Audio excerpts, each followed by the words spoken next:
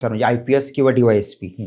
असं एक स्वप्न बघून या क्षेत्रामध्ये आलो होतो. बरं. असं लेबलच लावलं होतं की हा नेहमी मोठी पोस्टचं बघतो, कोणतीही छोटी मोठी पोस्ट घेऊन घे. तुम्ही जेव्हा चंद्रावर जाण्याचं स्वप्न बघाल तेव्हा तुम्ही 12व्या मजल्यापर्यंत पोहोचू शकाल. बरोबर. जर तुम्ही फक्त दुसऱ्या मजल्याचं स्वप्न बघाल तर मग तुम्ही पहिल्यावर सुद्धा पोहोचणार नाही.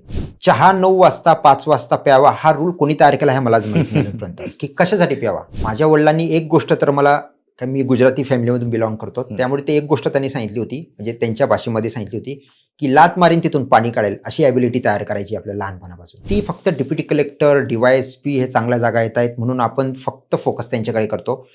पण सर सगळे सक्सेसफुल होणार नाहीयेत, ही रियालिटी आहे, हे ट्रूथ आहे, हे तुम्हाला ॲक्सेप्ट करायला पाहिजे. तुम्हाला झोप आणि तुम्हाला जेवण हे सगळं विसरावं लागतं तरच तुम्ही सक्सेसफुल व्हाल. चहाच्या टपरीवर केटल म्हणून यायचे, त्यानंतर ते पानटपरी, ॲक्च्युली खूप लहान दुकानापासून ते मोठ्यापर्यंत आम्ही गेलोय. तुम्ही सततचं अपयश येत होतं तुम्हाला, वडिलांची पानटपरी काय त्यावेळेस असं वाटत नव्हतं की आपण कुठेतरी नोकरी सोडून इकडे आलोय, वडिलांची पानटपरी आहे, आपला निर्णय चुकलाय?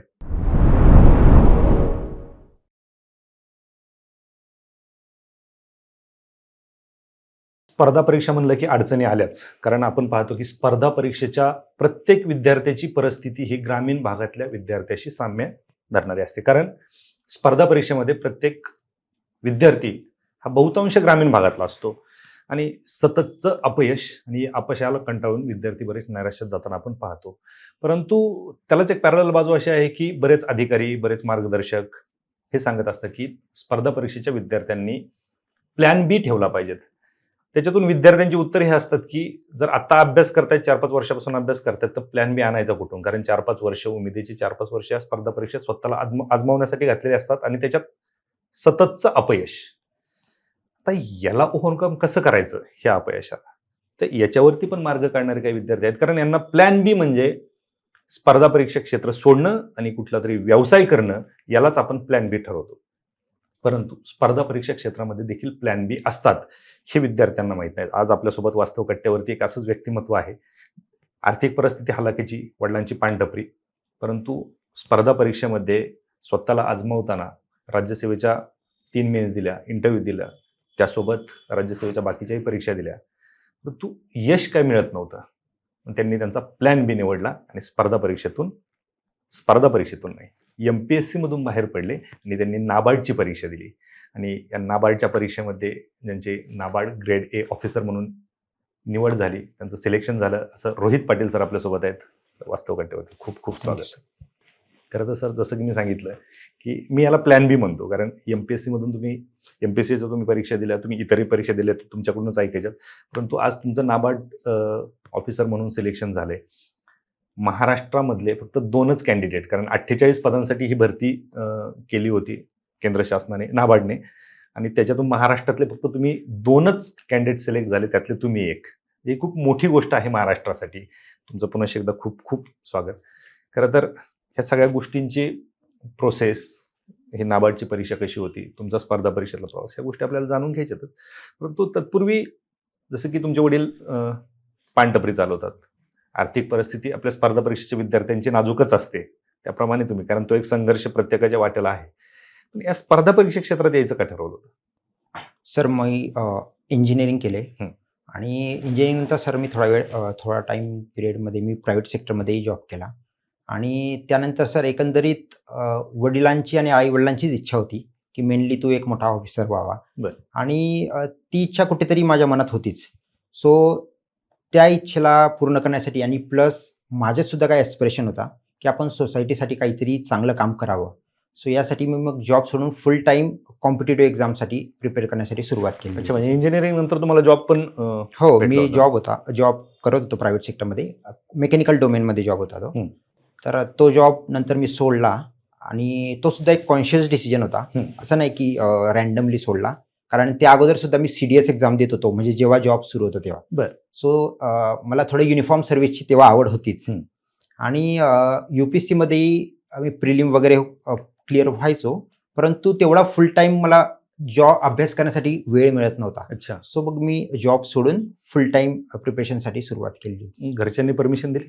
हो सर, ॲक्च्युली लहानपणापासून मी अभ्यासामध्ये बऱ्यापैकी होतो पुढं, त्यामुळे माझा जो काही डिसिजन असेल त्यावर नेहमीच घरच्यांची कन्सेंट असायचाच. अच्छा, पण काय टार्गेट घेऊन मग नोकरी तर सोडली, हो काहीतरी फिक्स टार्गेट असेल ना, की बाबा मला आता ही पोस्ट मिळवायची, त्यासाठी मी तयारी करतोय. सर, खरं तर डेफिनेटली प्रत्येक व्यक्ती हा पोस्टच ठरवतो. तसं मी सुद्धा एक पोलीस ऑफिसर म्हणजे IPS किंवा DYSP असं एक स्वप्न बघून या क्षेत्रामध्ये आलो होतो. बरं. पण एकंदरीत जेव्हा जसं फर्स्ट इंटरव्ह्यू दिल्यानंतर थोड्या गोष्टी कळाल्या की खूप साऱ्या गोष्टी आपल्या हातात नाही आहेत. जरी आपण अभ्यास करतोय फुल टाईम पूर्ण मेहनत करतोय तरी सुद्धा. सो नंतर सर एकंदरीत मला फक्त ऑफिसर व्हायचंय, चांगल्या पदावर काम करायचंय आणि हळूहळू डिफरंट ऑपॉर्च्युनिटी काय असतात हे मी एक्सप्लोअर करत गेलो आणि तशातच मला जसं तुम्ही सांगितलं की नाबार्ड याविषयी माहिती मिळाली आणि हा माझा फर्स्टच अटेम्प्ट होता नाबार्डसाठी आणि सर होपफुली मला Yes. पोस्ट मिळाली. Yes. नक्की त्याच्याकडे आपल्याला परत यायचंय. पण मग MPSC ज्यावेळेस तुम्ही सुरुवात केली, त्यावेळेस कुठल्या कुठल्या परीक्षा दिल्या? सर सुरुवातीला तर मी आधी ॲक्च्युली 1-2 वर्ष UPSC आणि MPSCच दिल्या. हां. तर MPSCला तर मी राज्यसेवेला इंटरव्ह्यूपर्यंत गेलोय 2 वेळा. बरं. पण त्याबरोबर MPSCच्या दुसऱ्या एक्झाम ज्या कंबाईन वगैरे असतात, फॉरेस्ट असतात. पण त्याच पलीकडे मी CAPF जे असिस्टंट कमांडंटसाठी UPSC कंडक्ट Yes. करते, त्याच्या सुद्धा मी इंटरव्ह्यूला गेलोय. बरं. त्यानंतर IBची एक्झाम असते जी IB कंडक्ट करते. त्यानंतर जी मुलं ही UPSCची CAPF किंवा सिव्हिल सर्व्हिसचे इंटरव्ह्यू देतात त्यांना कॅबिनेट सेक्रेटरिएटमध्ये DFO म्हणजे डेप्युटी फील्ड ऑफिसर म्हणून सुद्धा कॉल येतात. सो ती सुद्धा एक खूप चांगली ऑपॉर्च्युनिटी आहे. सो त्याचा सुद्धा मी इंटरव्ह्यू दिला. सो एकंदरीत सर मी फक्त इनफॅक्ट ते मेरिट आउटची एकदम सवयच झालेली होती इतके इंटरव्ह्यू देऊन. बरोबर. पण मग ह्या सगळ्या परीक्षा देत असताना तुम्ही राज्यसेवेचा पण इंटरव्ह्यू दिला ना? होय होय. एक तर तुम्ही राज्यसेवेचा अभ्यास करत होते, त्याच्या आधी UPSCचा करत होते आणि ज्यावेळेस आता नाबार्डची तुम्ही एक्झाम दिली त्याच्यामध्ये मला वाटतं 42 की 48 वॅकन्सीज होत्या ऑल इंडिया. त्याच्यात तुम्ही जाताय, कॉम्पिटिशन खूप होतं. होय. असं वाटलं होतं खरंच की आपलं इथं सिलेक्शन होईल किंवा आपलं टिकाव इथं लागेल? सर ॲक्च्युली मी याला म्हणेल की मी ॲक्च्युली जेव्हा राज्यसेवा 2024चा रिझल्ट लागला त्यानंतर सर मी कॉम्पिटेटिव्ह एक्झामचं पूर्ण क्षेत्र हे सोडलेलं होतं आणि मी IT मध्ये गेलो होतो. ओके. कारण IT मध्ये एंट्री घेण्यासाठी खूप इझी वे आहेत. हे काही माझे जे मित्र ज्यांनी UPSC सोडून गेलेत त्यांच्याकडून कळालं. सो मी IT मध्ये गेलो होतो. सो माझा प्लॅन बी तो ॲक्च्युली रेडी होता. म्हणजे MPSCचा अभ्यास बंद करून तुम्ही IT मध्ये गेलेलो होतो ओके. मी आणि IT मध्ये जात असताना माझी ट्रेनिंग थोडी सुरूच होती. त्या वेळेत मी पार्ट टाइम म्हणजे जॉब तो सुद्धा होताच आणि ते धरून मी नाबार्ड आणि सेबी या 2 रेग्युलेटरी बॉडीचा फॉर्म भरला आणि ते अगदी कारण की त्यांची प्रोसेस एकदम फास्ट असते. तुम्ही MPSC बघाल तर 2 वर्ष राज्यसेवेची ॲड कंप्लीट होत नाही. बरोबर. आणि हे 6 महिन्यामध्ये कंप्लीट होते. सो मी याचा जस्ट अभ्यास केला. फक्त इनफॅक्ट मी हे सांगू इच्छितो की तुम्ही जेव्हा वर्क करत असतात जे कुठला तरी तुम्ही वर्किंग आहात तेव्हा तुम्ही जो काही अभ्यास करतात तो इनफॅक्ट खूप जास्त प्रोडक्टिव्ह होतो आणि खूप इफिशियंटली होतो आणि इनफॅक्ट त्याचाच मला जास्त फायदा झाला असावा. बरोबर. कारण वेळेचं नियोजन करायचं असतं, कॉन्सन्ट्रेशन होतं, होय. सगळ्या गोष्टी आहेत. पण मग हे जे नाबार्डची एक्झाम आहे याचं स्वरूप कसं असतं? सर ही एक्झाम सुद्धा इतर एक्झामिनेशन प्रमाणे प्रिलिम मेन्स इंटरव्ह्यू याप्रमाणेच होते. फक्त त्याला फेज 1 फेज 2 फेज 3 फेज 4 म्हणतात. फेज 3 म्हणजे एक सायकोमेट्रिक टेस्ट असते. ओके. म्हणजे सर त्यामध्ये इंटरव्ह्यूसाठी ना त्यांच्याकडे एक अनालिसिस असतं की त्यामध्ये 200 सेट ऑफ क्वेश्चन असतात जे आपल्याला काहीतरी 80-90 मिनिटांमध्ये सॉल्व्ह करायचे असतात. म्हणजे कमी वेळात आपल्याला लवकर ते ऑप्शन सिलेक्ट करायचे असतात आणि त्यानंतर एक बार ग्राफ किंवा एक पाय चार्ट तयार होतो की तुमची पर्सनॅलिटी कुठे इन्क्लाइन करते आणि ते इंटरव्ह्यूमध्ये मग ते बघतात. आणि सर एक्झामचं स्वरूप म्हटलं तर फेज 1 फेज 2 तर मेन्स म्हणजे सगळ्यात इम्पॉर्टंट असते. सर यामध्ये बँकिंग रिलेटेड काही सब्जेक्ट असतात पण ते क्वालिफाईंग असतात म्हणजे मॅथ, रिझनिंग, इंग्लिश त्यासाठी तुम्हाला स्कोर करण्याची गरज नाही. पण त्या पलीकडे कॉम्प्युटर, त्यानंतर डिसिजन मेकिंग, त्यानंतर agriculture, rural development, economic, social planning हे इतर सब्जेक्टही असतात. प्लस इंग्लिश लँग्वेजचा एक सेपरेट पेपर असतो. यामध्ये डिस्क्रिप्टिव्ह क्वेश्चन आन्सर तुम्हाला टाईप करायचे असतात जे पेन पेपरवर नाही तर कॉम्प्युटरवर तुम्हाला ते आन्सर टाईप करायचे असतात सर. अच्छा. हे जे स्वरूप आहे हे आधी माहिती होतं तुम्हाला? नाही सर. इनफॅक्ट मला नाबार्ड एक्झाम कंडक्ट करते नाबार्ड, RBI, CB हे सुद्धा आधी आयडिया नव्हती. म्हणजे ज्यावेळेस स्पर्धा म्हणजे MPSCचा अभ्यास करत होते त्यावेळेस ह्या सगळ्या गोष्टींची एवढी नव्हती आयडिया. इनफॅक्ट कधीतरी असं वाटायचं की नाबार्ड असेल कदाचित ॲग्रिकल्चर जे ग्रॅज्युएट आहे त्यांच्यासाठी असेल. हे माहित नव्हतं की जर्नलिस्ट मध्ये सगळे एलिजिबल असतात. अच्छा. म्हणजे कोण परीक्षा देऊ शकते?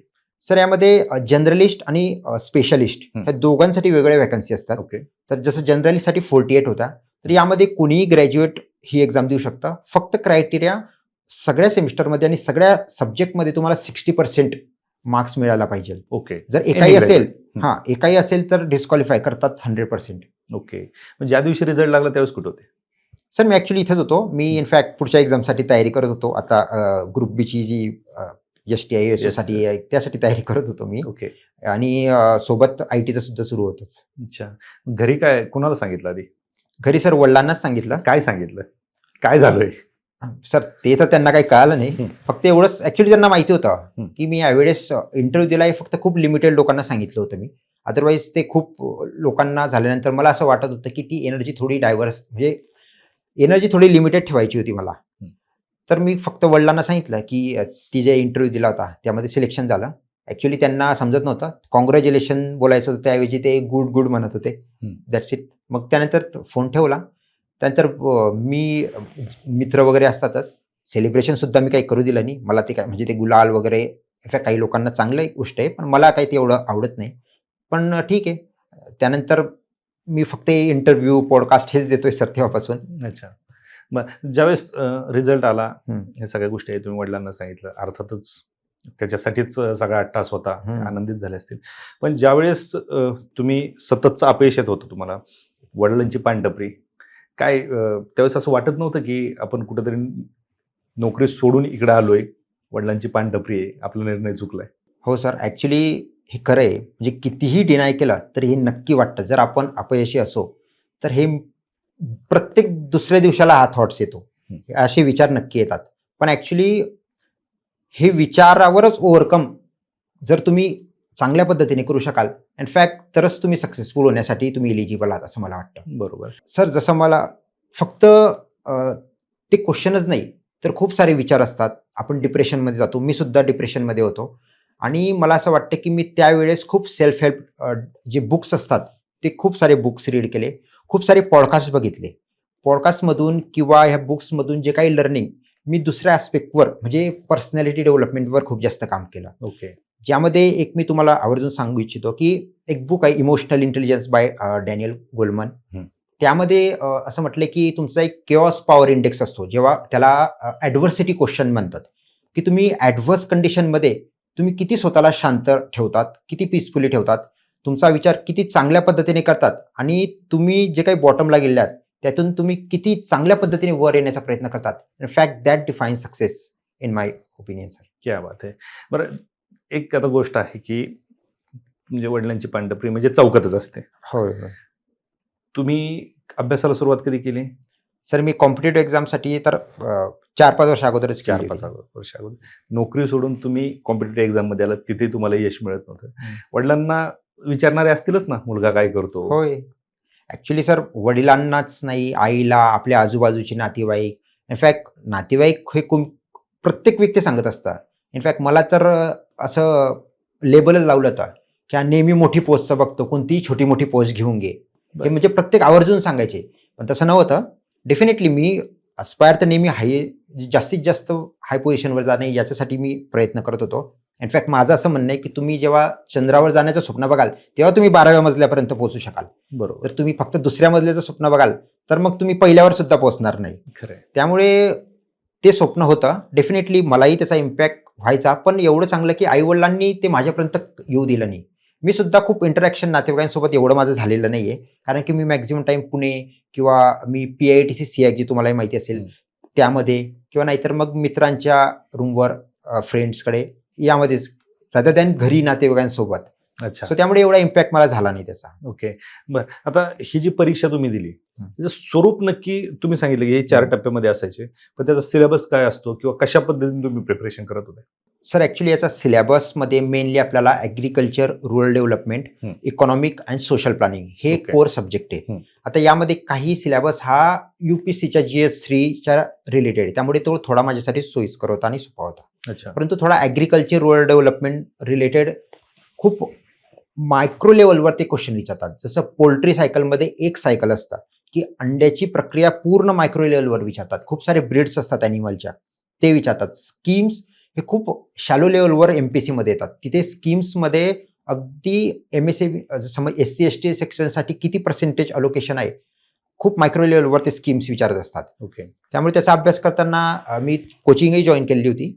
परंतु थोडं माझं की माझे काही फ्रेंड्स होते त्यांनी म्हणजे फॉर्च्युनेटली मला एका ठिकाणी जेव्हा मी फेज 1 द्यायला गेलो तेव्हा मला एक माझाच मित्र भेटला ज्याने मागच्या वर्षी इंटरव्ह्यू दिला होता.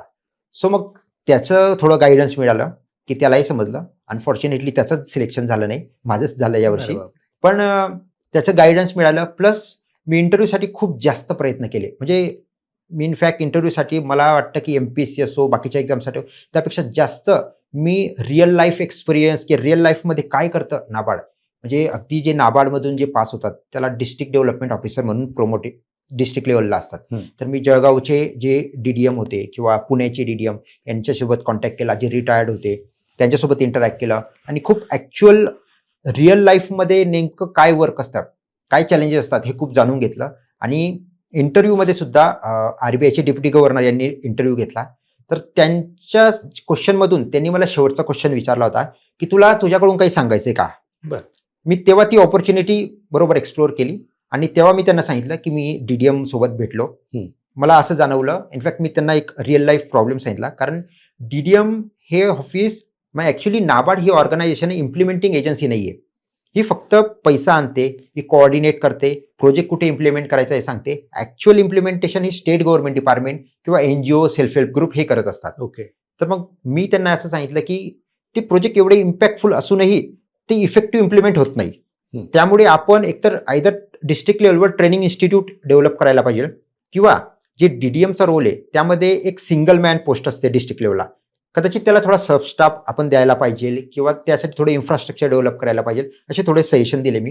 इनफॅक्ट मला असं वाटतं की त्यामुळे खूप चांगला इम्पॅक्ट हा इंटरव्ह्यूवर आला. सर त्यांनाही वाटलं असेल की अरे बाबा हे जे सजेशन देते भविष्यात हो सिस्टीममध्ये आल्यावर हेच ते निर्णय घेऊ शकतात. नक्कीच. म्हणजे कुठल्या गोष्टीचा कशा पद्धतीने विचार करतोय याच्यावरती पुढचं आपल्याला जज करत असतो. नक्कीच. म्हणजे आता ठीक आहे, तुम्ही सगळ्यांना भेटलात, नंतर इंटरव्ह्यूला गेलात, पण तुमचं जे सिलेक्शन झालंय त्याचं नक्की म्हणजे स्वरूप काय असतं कामाचं? सर ॲक्च्युली जेव्हा आपण ग्रेड A होतो तेव्हा फर्स्टली तर तुम्हाला ऑफिस जॉब असतो सर. यामध्ये तुम्हाला पॉलिटिकल कॉन्टॅक्ट किंवा प्रेशर मुळीच नाही आहे. तुमची वर्क लाईफ बॅलन्स एकदम सिस्टमॅटिक आहे, जी दुसऱ्या जॉबपेक्षा नाही आहे. आणि मेनली तुमचं काम ॲक्च्युली 3 फंक्शन आहे नाबार्डचे: इन्स्पेक्शन, डेव्हलपमेंट आणि सुपरविजन.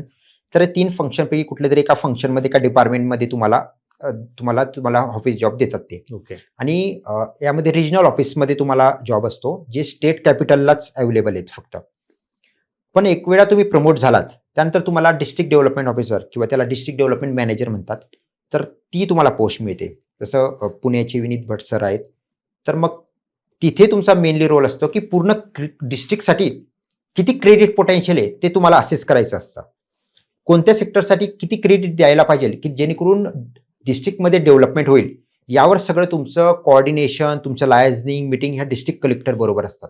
आणि त्या कमिटीमध्ये ज्याला डिस्ट्रिक्ट क्रेडिट कमिटी म्हणतात, ज्यामध्ये RBI कडून LDO लीड डिस्ट्रिक्ट ऑफिसर असतो, नाबार्डकडून DDM असतात आणि अदर बँकर्स पण असतात की जे किती कर्ज जास्तीत जास्त देता येईल की जेणेकरून जिल्ह्यामध्ये डेव्हलपमेंट होईल, याबद्दल त्यांचं एक पूर्ण असेसमेंट असतं. सो मेनली रोल हा असतो. आणि सेकंडली नाबार्डचे काही प्रोजेक्ट्स असतात,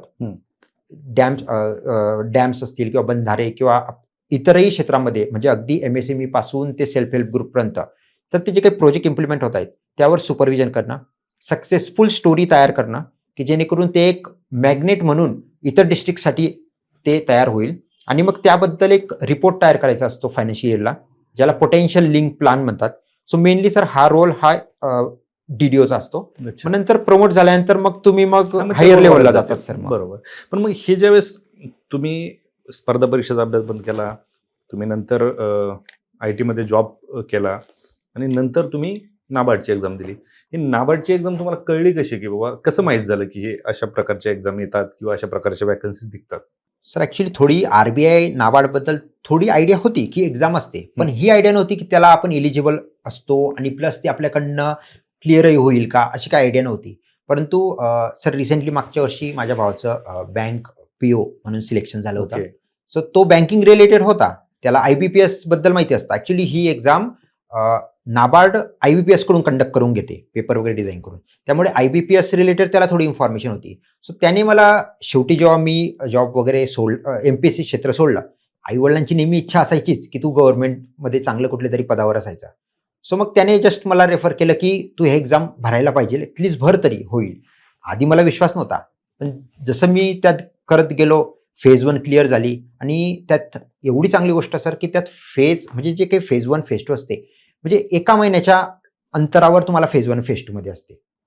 आता एमपीसीमध्ये 4 महिन्यानंतर मेन्स असते, इथे फक्त 15-20 दिवस रिझल्ट लागल्यानंतर देतात ते. त्यामुळे ते खूप फास्ट प्रोसेस निघाली आणि मला जाणवलं सुद्धा नाही की मी एवढ्या लवकर यातून बाहेरही निघालो. क्या बात आहे. बरं, तुम्ही ज्यावेळेस अभ्यास करत होतात, तुम्हाला सोडावं लागलं म्हणजे तुम्हाला अपयश येत होतं किंवा तुम्ही यशस्वी होत नव्हते.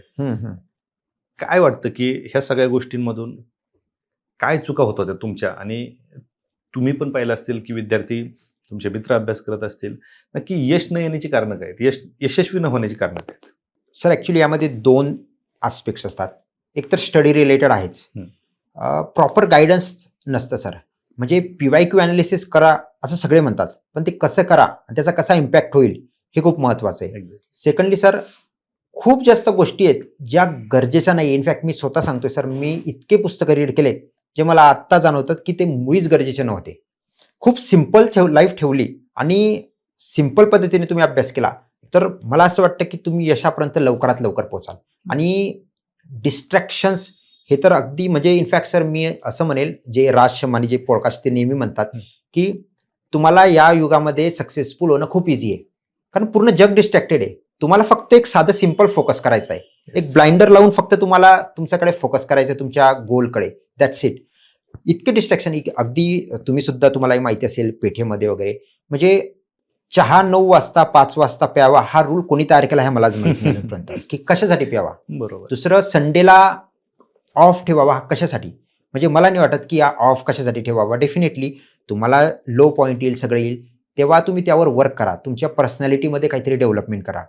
पण तुमच्या डेली हॅबिट्स या तुम्ही कंट्रोल करत नाही तोपर्यंत तुमच्यामध्ये काही होत नाही. Atomic habits by James clear हे खूप छान बुक आहे. त्यामध्ये सुद्धा असं म्हटलं की तुमची जी मायन्यूट डेली हॅबिट्स आहे, तुम्ही एक हॅबिट दररोज जरी इम्प्रूव्ह केली, 6 महिन्यानंतर तुमच्यामध्ये प्रचंड बदल दिसून येईल सर. बरोबर. निश्चित हे विद्यार्थ्यांनी लक्षात घेणं खूप गरजेचं आहे. बरं, ह्या सगळ्या गोष्टींमध्ये असं कधी वाटत होतं की MPSCचा अभ्यास करत असताना कधी भीती वाटत होती की आता पुढं काय होणार आपलं? काय असं बऱ्याच जणांचं होतं म्हणून विचारतो. सर ॲक्च्युली भीती तर नाही सर, भीती तेवढं नाही सांगू शकणार मी, कारण माझ्या वडिलांनी एक गोष्ट तर मला, मी गुजराती फॅमिलीमधून बिलॉंग करतो, त्यामुळे ते एक गोष्ट त्यांनी सांगितली होती, म्हणजे त्यांच्या भाषेमध्ये सांगितली होती की लात मारीन तिथून पाणी काढेल अशी ॲबिलिटी तयार करायची आपल्या लहानपणापासून. त्यामुळे मी म्हणजे जरी परिस्थिती ठीक आहे एवढी हलाकाची नसेल तरी मला सेल्फ रिस्पेक्टमुळे मी घरून पैसे जास्त मागायचो नाही. त्यामुळे त्यावर मग मी ओनली IAS किंवा बायजू यामध्ये पार्ट टाइम जेव्हा प्रिपेअर करत होतो MPSC, त्यामुळे तिथे कंटेंट डेव्हलपरचा जॉब करायचो, तिथून पैसे यायचे, किंवा स्कॉलरशिप्स फाइंड आउट करायचो. इंजिनिअरिंगमध्ये सुद्धा कमिन्स तुम्हाला माहिती असेल, नर्चरिंग ब्रिलियन्स खूप छान प्रोग्राम आहे त्यांचा, त्यामधून माझं पूर्ण शिक्षण कंप्लीट झालंय. लॅपटॉप, पैसे सगळे त्यांनी पुरवलेत. असं मी शोधून, आपल्याकडे ते फक्त फाइंड आउट करण्यासाठी तुमच्याकडे तेवढी ॲबिलिटी पाहिजे. त्यामुळे भीती वाटून घेणं, इनफॅक्ट तुम्हाला जर भीती वाटत असेल, इनफॅक्ट फिअर ऑफ फेल्युअर हे एकच रिझन आहे की तुम्ही तुमच्या आयुष्यामध्ये सक्सेसफुल होत नाही. तो फिअर नसायला हवा कधी. अगदी बरोबर.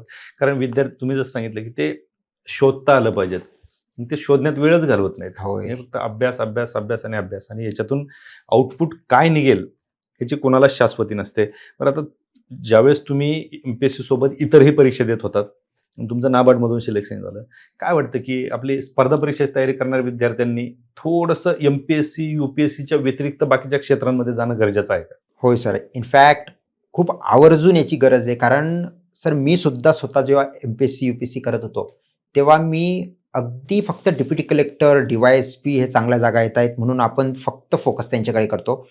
पण सर सगळे सक्सेसफुल होणार नाही आहेत, ही रियालिटी आहे, हे ट्रूथ आहे, हे तुम्हाला ॲक्सेप्ट करायला पाहिजे. आणि डेफिनेटली तुमचं जे काही गोल असेल, पण फर्स्ट ऑफ ऑल तुम्हाला सर्व्हायवल करायचं आहे. सर्व्हायवल स्किल्स तुम्हाला आधी हवं आहे. तुमचं लाईव्हलीहूड, तुमचं जॉब, लाईफ, मॅरेज हे सुद्धा तुम्हाला नीट हाताळायचं आहे. त्यामुळे तुम्ही डिफरंट ऑपॉर्च्युनिटी एक्सप्लोअर करा. MPSC UPSC सोडून खूप सारे असे आहेत की त्यांनी बिझनेस सुरू केले, शेतीमध्ये त्यांनी खूप चांगल्या मोठ्या ठिकाणी त्यांनी प्रगती केली आहे. पण तुम्हाला जर डेफिनेटली जर तुम्हाला गव्हर्नमेंटमध्येच राहायचं आहे तर सर आता नाबार्ड सोडून सर रेग्युलेटरी बॉडीजमध्ये NABARD, RBI, SEBI, insurance, pension ह्या सगळ्यांचे रेग्युलेटरी बॉडीज आहेत. सर यामध्ये इतके चांगल्या ऑपॉर्च्युनिटी आहेत, प्लस यांची सॅलरी म्हणजे विचार सुद्धा करू शकत नाही आपण की आपण फक्त ज्या पोस्टकडे आपण बघत असतो STI, ASO त्यापेक्षा डबल किंवा ट्रिपलने त्यांच्याकडे या रेग्युलेटरी बॉडीजमध्ये चांगली सॅलरी देतात. क्या बात आहे. म्हणजे एवढं असताना पण फरक एवढाच आहे की आमच्याकडे जो मान सन्मान आहे, तो आमच्याकडे जे गुलाल, हारतुले, DJ वगैरे आहे ते तुमच्याकडे नाहीये. ते नाहीये. का बरं? सर ऍक्च्युली यामध्ये मी म्हणेल की हा क्युम्युलेटिव्ह इफेक्ट आहे. म्हणजे आज जे सिलेक्ट होत आहेत ते एवढ्या मोठ्या पद्धतीने सेलिब्रेशन करतायत की ते बघून फक्त त्याच्याकडे अट्रॅक्शन जास्त होत आहे. आता रेग्युलेटरी बॉडीज असो किंवा इतर कुठलेही क्षेत्र असो, यामध्ये काही इतकं सेलिब्रेशन वगैरे करत नाही, व्हॅकन्सी कमी असतात. आणि इनफॅक्ट सर 48 मधील मी तर म्हणेल मोर दॅन 40 पीपल हे वर्किंग आहेत. म्हणजे वर्किंग असून त्यांनी सिलेक्शन घेतलंय. फ्रेशरसाठी तिथे एवढी ऑपॉर्च्युनिटी त्यांना म्हणजे इंटरव्ह्यू पॅनल मेंबरने दिलेली नाहीये. त्यामुळे वर्किंग असल्यामुळे त्यांच्याकडे सेलिब्रेशनसाठी सुद्धा एवढा टाइम नसतो सर. बरोबर. पण ऍक्च्युली होतं काय माहिती का, ही पदच त्यामुळे माहीत होत नाहीत की आपण पाहतो की डेप्युटी कलेक्टर असेल, DYSP असेल किंवा बाकीचं कुठलंही पद असो जे स्पर्धा MPSC मधून भरलं जातं, रिझल्ट आल्याच्या नंतर त्याचे सत्कार, त्याच्या मिरवणुका वगैरे वगैरे होतात आणि त्याच्यातून विद्यार्थी मोटिवेट होतात म्हणून या क्षेत्रात येतात. तसे हे जे तुम्ही क्षेत्र सांगितले हे लोकांना माहीतच होत नाहीत, त्यांच्यापर्यंत तळागाळापर्यंत जातच नाहीत. म्हणून तर खरा आजचा पॉडकास्ट आहे. काय सांगाल तुम्ही या विद्यार्थ्यांना की बाबा MPSC व्यतिरिक्त बाकीच्या क्षेत्रात जाणं योग्य की अयोग्य? सर डेफिनेटली प्रत्येकाचा एक गोल असतो. मला असं वाटतं की ठीक आहे, त्यांनी पहिले 1-2 वर्ष त्या गोलकडे तुम्ही पूर्ण फोकस करा. तुम्ही कोणत्या स्टेजपर्यंत पोहोचतायत यावर तुमचा पुढचा डिसिजन ठरेल. तुम्ही जर ठीक आहे मेन्सपर्यंत, इंटरव्ह्यूपर्यंत पोहोचताय, ठीक आहे, अजून 1 वर्ष तुम्ही देऊ शकतात. पण जर तुमच्याकडे 3-4 वर्ष होत असतील आणि तुमची फेज 1 किंवा प्रिलिम सुद्धा जर क्लिअर होत नसेल तर डेफिनेटली विचार करण्याचा नक्कीच म्हणजे तिथे गरज आहे. आणि डिफरंट ऑपॉर्च्युनिटी एक्सप्लोअर करा. कधीही काय होईल हे सांगता येत नाही. गॉड्स प्लॅन असतो. कधी तुमच्याकडे तुम्हाला कळणार सुद्धा नाही की इतकं मोठं सुद्धा देवाने तुम्हाला दिलेलं आहे. आणि कधी कधी तुम्ही इतकी मेहनत करतात तर कधी कधी ते सक्सेसफुलही होत नाही. त्यामुळे कधीही काही येऊ शकतं सर. बरोबर. तुम्ही तर हे सगळं सोडून दिल्याच्या नंतर तुम्ही परीक्षा दिली. अर्थातच म्हणजे तुम्ही सांगितलं तसं कधी काय होईल, फक्त प्रयत्न सोडणं चुकीचं आहे. प्रयत्न जर तुम्ही सोडले तर मग उपयोग नाही. तर ह्या सगळ्या गोष्टी होत असताना ज्यावेळेस तुम्ही अभ्यास करत होतात, तुम्ही 4-5 वर्ष याच्यामध्ये घातले, अजूनही विद्यार्थी अभ्यास करतायत, किती वर्ष या क्षेत्रात दिले पाहिजेत? सर मला असं वाटतं 4 ते 5 वर्षच दिलेले पाहिजे. आणि जास्त जर तुम्ही या क्षेत्रामध्ये राहत असाल तर एक मोनोटोनी येऊन जाते. तुम्हाला आहे ना तुमचा ब्रेन त्या पद्धतीने एक्सप्लोअर करण्याची जी ॲबिलिटी आहे ती आपली डेव्हलप होत नाही. आपण फक्त एकच पुस्तक खूप वेळा वाचत असतो. आणि इनफॅक्ट मी अजूनही माझे काही मित्र आहेत ते फक्त ते क्लर्कसाठी प्रिपेअर करतायत. मागचे 6-5-6 वर्ष झाले सर. इनफॅक्ट ठीक आहे, तुम्ही क्लर्कपेक्षा खूप चांगल्या ऑपॉर्च्युनिटी आहेत. इनफॅक्ट त्यांच्याकडे मी स्वतः बघितलं एवढं पोटेन्शियल आहे की त्यांनी बिझनेस जरी सुरू केला तर क्लर्कपेक्षा ते 5-6 पटीने पैसा कमवू शकतात. आणि इनफॅक्ट सर मी एवढं तर मला माहिती आहे, शेवटी गोष्ट सर पैशावरच येते. बरोबर. कारण त्यासाठीच चाललंय. डेफिनेटली पैशाचा इम्पॅक्ट हा इनडायरेक्टली दुसऱ्या गोष्टीवर होतो, पण पैसा हा खूप फायनल आणि हे सत्य आहे. हे ऍक्सेप्ट लवकरात लवकर केलं तर चांगलं. बरोबर. नाही, आपलं दुर्दैव आहे की आपण MPSC आणि UPSCच्या पलीकडे विचारच करत नाहीत. आणि ह्या पोस्ट पहा, जे 48 पैकी 2 पोस्ट आज महाराष्ट्राने घेतल्या आणि ह्या ज्या इतर पोस्ट आहेत त्याच्यामध्ये UP बिहारी जास्त समोर असतात. बँकिंगमध्ये पहा, आज कुठल्याही बँकेमध्ये जा तुम्हाला UP बिहारीच दिसतील. बाकी आपल्याकडे कामगार असतात तो भाग सोडा, पण तो स्पर्धा परीक्षेमध्ये तर आपण MPSCलाच फक्त चिकटून राहिलेलो आहे. तर ह्या सगळ्या प्रवासामध्ये असे कित्येक विद्यार्थी येतात, त्यांचं आर्थिक परिस्थिती नाजूक असते, म्हणजे सामाजिक परिस्थिती नाजूक असते, सोशल प्रेशर असतं, त्याच्यातून खचून जातात. काय सांगाल आजच्या पॉडकास्टच्या शेवटी की या विद्यार्थ्यांनी कशा पद्धतीने त्याच्याकडे पाहिलं पाहिजे? सर ॲक्च्युली सक्सेसफुल होण्यासाठी मी 1-2 गोष्टी सांगू इच्छितो की नॉट नेसेसरी की तुम्ही फक्त कॉम्पिटेटिव्ह एक्झाममध्ये आहात. कारण खूप सारे डिफरंट सेक्टर आहेत. तुमचं कोणतंही क्षेत्र असो, कोणतीही एक्झाम असो, सगळ्यात पहिले सर की व्हिज्युअलायझेशन आणि लॉ ऑफ अट्रॅक्शन हे खरं वर्क करतं. आणि एक खरं तुम्ही यावर ट्रस्ट आणि सेल्फ बिलीफ ठेवायला पाहिजे. कारण इनफॅक्ट सर मायकल फिलिप्स किंवा जे काही स्पोर्ट्स पर्सन आहे यांनी खूप चांगल्या पद्धतीने सांगितलंय की कोणतीही गोष्ट ही जगात 2 वेळा होते. पहिल्यांदा तुमच्या ब्रेनमध्ये, तुमच्या थॉट प्रोसेसमध्ये, आणि सेकंड ॲक्च्युअलमध्ये.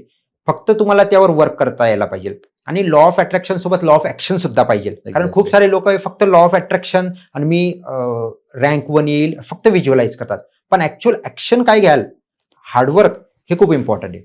सेकंड सर हार्डवर्क आणि सॅक्रिफाईस ह्या दोन गोष्टींशिवाय तुम्ही सक्सेसफुल होऊ शकतच नाही. इनफॅक्ट सर आता तुम्ही किती पॉडकास्ट घेतले, तुम्ही रिसेंटली यजुर्वेंद्र महाजन, अंकिता पाटील, IPS सगळ्यांचे पॉडकास्ट घेतले. तुम्हाला एक गोष्ट जाणवली असेल सर, की सॅक्रिफाईस, तुम्ही श्रीमंत आहात, गरीब आहात, डेफिनेटली इट डझंट मॅटर, पण तुम्हाला सॅक्रिफाईस करता यायला पाहिजे.